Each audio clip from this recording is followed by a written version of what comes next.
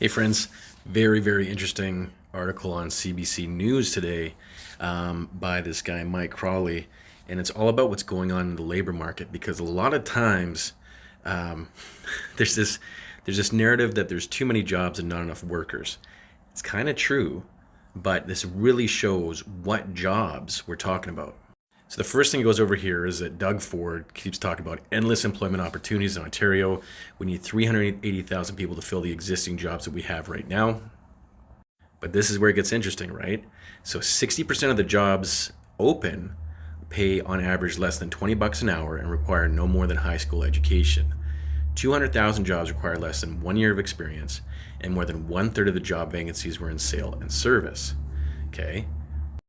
And then down below here, what it shows is the sales and service part of that amount that he quoted up there is 130,450.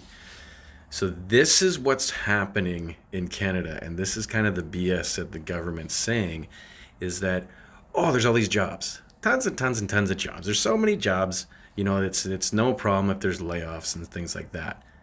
But here's what's happening. They're encouraging people that say work for Google or Shopify or younger people that are working for have tech careers or are working at I wouldn't say like six-figure jobs, but maybe like 80, 90K per year jobs. They want them to lose their job and fill these jobs that are paying on average less than 20 buck an hour, right? So you're going to have all these overly educated people lose their jobs and get laid off, and they're supposed to pick up the slack and take these crappy jobs, which they're probably not going to do.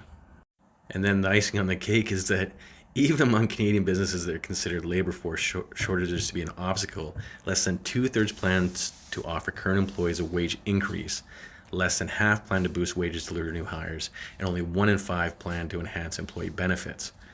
So the companies that need these workers aren't willing to actually pay an acceptable wage to attract people that would want to work those types of jobs.